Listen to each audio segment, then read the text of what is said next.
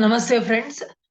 So in this video, I'm going to give a complete details about our the great the politician, Indian philosopher, great academician, Dr. Sarvapalli Radhakrishnan. So let me start from the introduction. So Dr. Sarvapalli Radhakrishnan was a scholar, politician, philosopher, and statesman from India. So he served as India's first vice president and second president, and Dr. Radhakrishnan spent his life and career as a writer, attempting to describe, defend, and propagate his faith, which he referred to variously as Hinduism, Vedanta, and religion of the spirit. He wanted to show that his Hinduism was philosophically sound as well as ethically viable. He often seems to be at ease in both Indian as well as Western philosophical contexts, and he draws on both Western and Indian sources in his prose. As a result, Dr. Sarvapalli Radhakrishnan has been hailed as a symbol of Hinduism to the West in academic circles. So we'll go in detail to his information. So let me speak about his early life. Okay, Dr. Sarvapalli Radhakrishnan's um, date of birth was, that means he born on 5th September 1888. He was born to a Telugu speaking Niyogi Brahmin family in Tiruttani, Madras Presidency, British India, which is present day Tamil Nadu, India. His father's name was Sarvapalli Veeraswamy, who was a subordinate revenue official in the service of a local zamindar, and his mother's name was Sarvapalli Sita. His family is from Sarvapalli village in Andhra Pradesh, Nellore district. He grew up in the towns of Tiruttani and Tirupati. Throughout his academic career, Dr. Sarvapalli Radhakrishnan earned various scholarships. So let me speak about his education details. His primary education was at Tiruttani's KV High School in 1896. He transferred to Tirupati's Hermannsburg Evangelical Lutheran Mission School and Walajapet's Government High School, secondary school actually. For his high school education, he enrolled at Vellore's Voorhees College. At the age of 17, he enrolled in Madras Christian College after finishing his first of arts class. He earned his bachelor's degree and his master's degree from the same institution in the year 1906. The ethics of the Vedanta and its metaphysical presuppositions, Sarvapalli wrote for his bachelor's degree thesis. It was written in response to the accusation that the Vedanta scheme had no place for ethics. Ray William Weston and Dr. Alfred George Hogue, two of Radhakrishnan's professors, praised his dissertation. When Radhakrishnan was only 20 years old, his thesis was published. So this is one of the important the information I want to share with you. And let me speak about Dr. Sarvapalli Radhakrishnan's family details. He was married to Shivakamu at the age of 16 only. Shivakamu was Radhakrishnan's distant cousin, and Radhakrishnan and Shivakamu were happily married over 51 years. He had 16 children, 5 daughters and 1 son. Sarvapalli Gopal, his son, was a well-known Indian historian. He authored his father's biography, Radhakrishnan, a biography, and also Jawaharlal Nehru, a biography. Let us speak about his academic career. So Dr. Sarvapalli Radhakrishnan was appointed to the Madras Presidency College Department of Philosophy in the year 1909. He was appointed Professor of Philosophy at the University of Mysore in the year 1918, where he taught at the Maharaja's College in Mysore. Still, it is existing in Mysore. He wrote several articles for prestigious journals such as The Quest, the Journal of Philosophy, and the International Journal of Ethics while at Maharaja's College. He also finished his first novel, Rabindranath Tagore's Philosophy. Tagore's philosophy, he claimed, was the genuine expression of the Indian spirit. In 1920, he published his second book, The Reign of Religion in Contemporary Philosophy. In 1921, he was appointed as a professor of philosophy at the University of Calcutta, where he held the King George V. Chair of Mental and Moral Science. In June 1926, he represented the University of Calcutta at the British Empire Universities Congress, and in September 1926, he attended the International Congress of Philosophy at Harvard University. Another significant academic event during this period was his acceptance of the Hibbard Lecture on the Ideals of Life, which he gave at Manchester College, Oxford in 1929, and was later published as An Idealist View of Life in book form.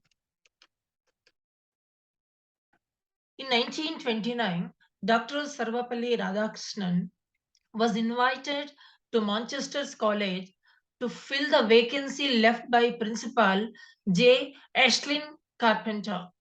This gave him the opportunity to give a comparative religion lecture to University of Oxford students. In June 1931, George V. knighted him for his services to education, and the Governor General of India, the Earl of Willingdon, formally invested him with his honor in April 1932. After India's independence, he stopped using the title and instead used his academic title of doctor. From 1931 to 1936, he served as Vice Chancellor of Andhra Pradesh University. And Dr. Sarvapalli Radhakrishnan, even he was elected as Fellow of All Souls College and appointed Splendid Professor of Eastern Religions and Ethics at the University of Oxford in the 1936. He was nominated for the Nobel Prize, which is one of the prize in Indian context. Nobel Prize for Literature in 1937. Nominations for the award continued to pour in well into the 1960s. In 1939, he was invited to succeed Peter Madan Mohan Malaviya as Vice Chancellor of Banaras Hindu University. He was its Vice Chancellor from January 1948 to January 1949. And now let us give some more information about political career. So after a promising academic career, Dr. Sarvapalli Radhakrishnan began his political career later in his life. His political career came after his foreign impact. He was one of the stalwarts who attended the Andhra Mahasabha in 1928, where he advocated the idea of renaming the cadet districts divisions of the Madras Presidency Rayalaseema.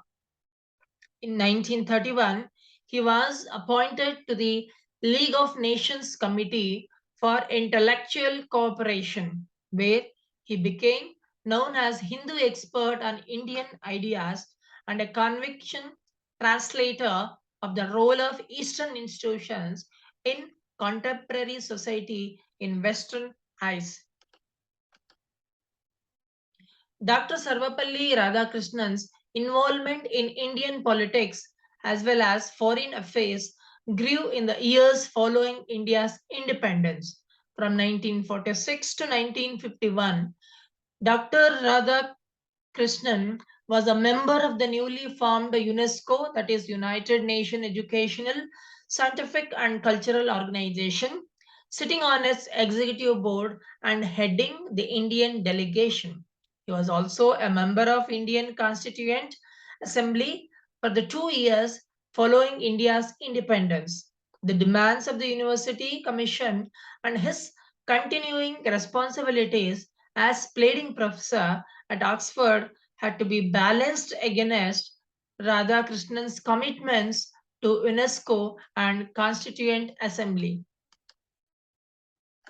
When the university's commission's report was completed in 1949, Dr. Sarvapalli Radhakrishnan was appointed Indian ambassador to Moscow by then Prime Minister Jawaharlal Nehru, a position he held until 1952.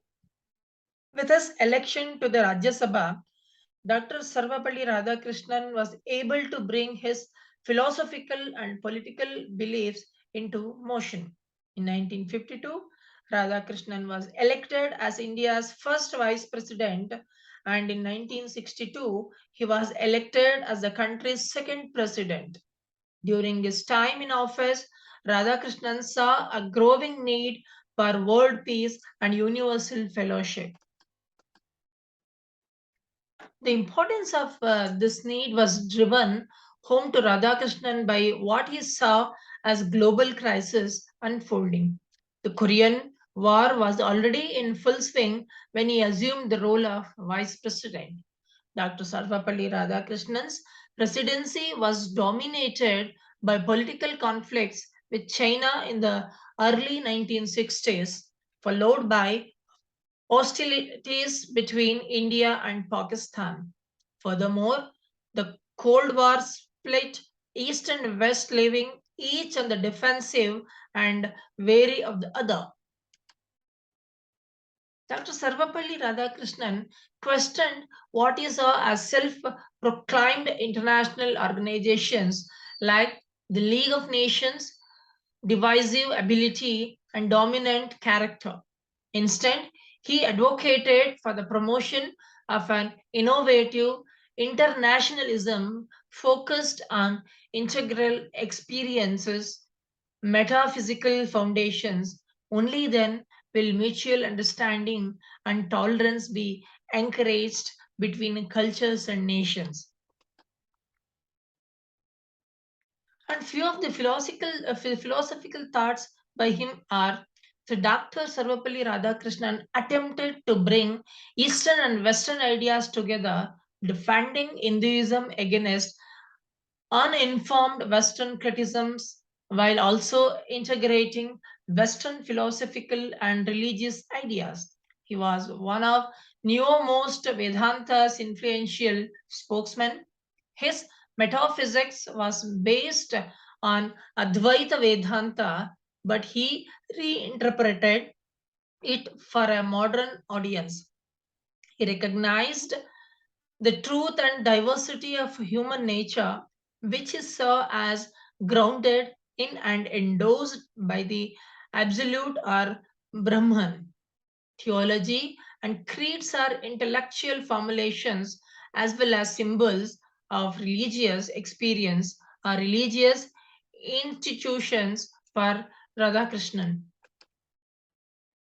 Dr. Sarvapalli Radhakrishnan graded the different religions according to their interpretation of religious experience, with Advaita Vedanta holding the highest spot. In comparison to the intellectually mediated conceptions of other religions, Radhakrishnan saw Advaita Vedanta as the best representative of Hinduism, as it was based on intuition. Vedanta, according to Radhakrishnan, is the highest the type of religion because it provides most distinct intuitive experience and inner realization. Despite his familiarity with Western culture and philosophy, the Dr. Radhakrishnan was critical of it. He said that despite their claims to objectivity, Western philosophers were influenced by religious influences from their own society. So coming to his the information about his death. So Dr. Sarvapalli Radhakrishnan's wife Shivakamu, she died on 26 November 1956. He never remarried and he was a widower till his death. In 1967, Dr. Sarvapalli Radhakrishnan stepped down from public life. He spent the last 8 years of his life in Mylapore, Madras, in the house he designed. On the April 17th, 1975, Dr. Sarvapalli Radhakrishnan passed away, leaving behind all his achievement, all his contribution towards our nation. So if I speak about awards and honors which he has received, so a big list it goes. Let me give some the gist information about it. Dr. Sarvapalli Radhakrishnan was awarded Bharat Ratna, the highest civilian award of India, in the year 1954. He was knighted by King George V for his services to education in the year 1931. He was honored with the recipient of the Porle Merit for Sciences and Arts in the year 1954 by Germany. He was honored with the recipient of the Sash First Class of the Order of the Aztec Eagle in the year 1955 by Mexico. He was honored with the membership of the Order of Merit in 1963 by the United Kingdom. He was nominated for the Nobel Prize for the record 27 times, 16 times in literature and 11 times for the Nobel Peace Prize. In 1938, he was elected as a Fellow of the British Academy. He was awarded the Peace Prize of the German Book Trade in 1961. In the year 1968, he was the first person to be awarded the Sahitya Academy Fellowship, which is the highest honor conferred by the Sahitya Academy on a writer. Since 1962, India has celebrated Teachers' Day on 5th September, Dr. Sarvapalli Radhakrishnan's birthday, in recognition of the Dr. Sarvapalli Radhakrishnan believed that teachers should be the best minds in the world. In 1975, he received the Templeton Prize for promoting non-violence and conveying a common truth of God that included compassion and knowledge for all the people. Let me share some of his literature works. So the first book authored by Dr. Sarvapalli Radhakrishnan was a philosophy of Rabindranath Tagore in the year 1918. The second book was published in the year 1923 named Indian Philosophy. The Hindu View of Life, published in 1926, was Radhakrishnan's third book, which was related to Hindu philosophy and beliefs. An Idealist View of Life was published in 1929. Kalki, or The Future of Civilization, was published in 1929. He published his sixth book named Eastern Religions and Western Thought in the year 1939.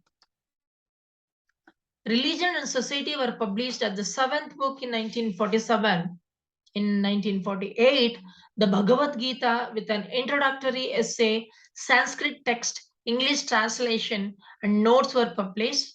In 1950, his book, the Dhammapada, was published.